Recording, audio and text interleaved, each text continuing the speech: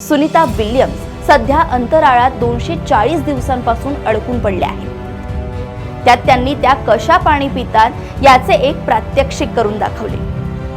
अंतराळात गेल्यावर अंतराळवीर कसे जेवण करतात आणि कसे पाणी पितात। तिथे जर आगीची काडी पेटवून ज्योत निर्माण केली तर ती वर उफाळल्या जात नाही। मग अंतराळवीर पाणी कसं पितात? प्यायलेलं पाणी किंवा खाल्लेल्या अन्नाचा गोळा खाली पोटात कसा उतरतो? एवढी बाब सांभाळली की अंतराळातलं कमजोर गुरुत्वाकर्षण अन्नपचनाच्या आड अजिबात येत नाही।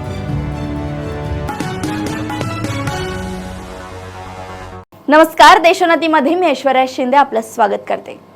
मित्रांनो, आपल्याला माहित आहे की भारतात जन्मलेल्या प्रसिद्ध अमेरिकन अंतराळ शास्त्रज्ञ सुनीता विल्यम्स सध्या अंतराळात 240 दिवसांपासून अडकून पडल्या आहेत। स्टारलाइनर या अंतराळ यानात झालेल्या बिघाडामुळे सुनीता विल्यम्स अंतराळात फसल्या आहेत। अमेरिकेची प्रसिद्ध आंतरराष्ट्रीय अंतरिक्ष प्रयोगशाळा नासा त्यांना तिथून बाहेर काढण्याचा कसोशीने प्रयत्न करत आहे।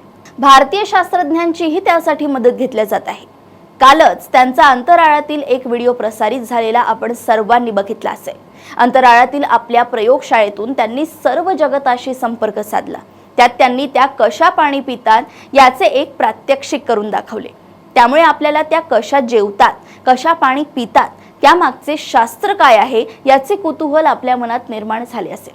आपण पृथ्वीवर ज्या पद्धतीने जेवतो, पाणी पितो, त्याच पद्धतीने त्या व्यवहार करतात का, असा आपल्याला प्रश्न पडलाच असेल।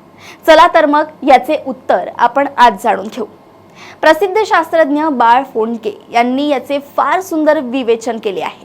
तर मग आपण समजून घेऊ अंतराळात गेल्यावर अंतराळवीर कसे जेवण करतात आणि कसे पाणी पितात। अंतराळवीर अन्न कसं पचवतात हे आपण समजून घेऊ।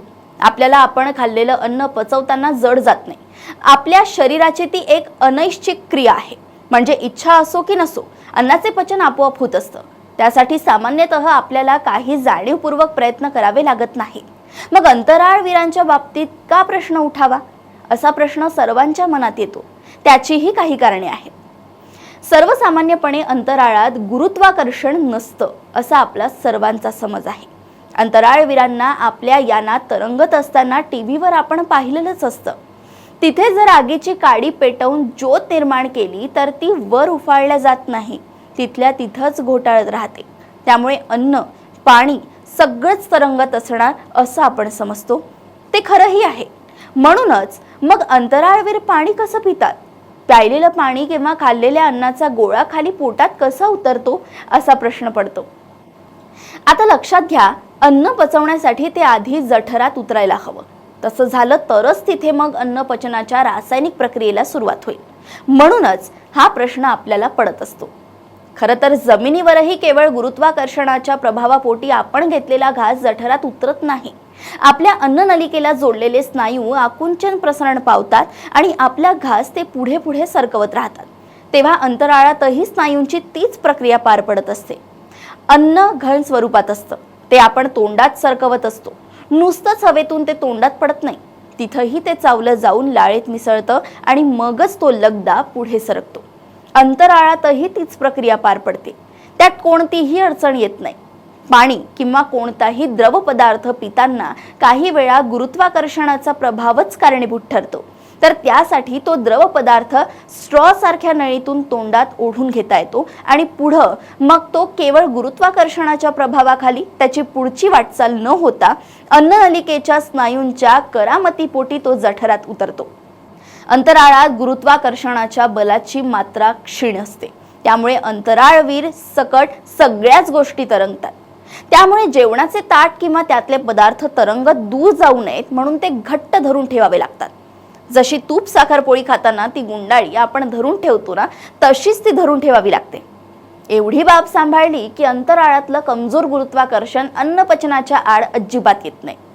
कुतूहलापोटी पडलेली विज्ञानातील अशा अनेक प्रश्नांची उत्तरे आपण पुढील काही भागात देण्याचा प्रयत्न करणारच आहोत।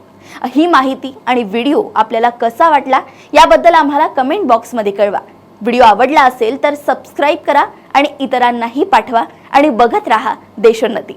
नमस्कार। ठळक घडामोडींसाठी देशोन्नती न्यूज चॅनलला सबस्क्राइब करा आणि बेल आयकॉन प्रेस करा। मुंबई, पुणे, नागपूर, मराठवाडा असो का विदर्भ, राजकीय, सामाजिक, शैक्षणिक क्षेत्र असो का क्रीडा, सर्वच घडामोडीचे विश्लेषण पाहायला विसरू नका.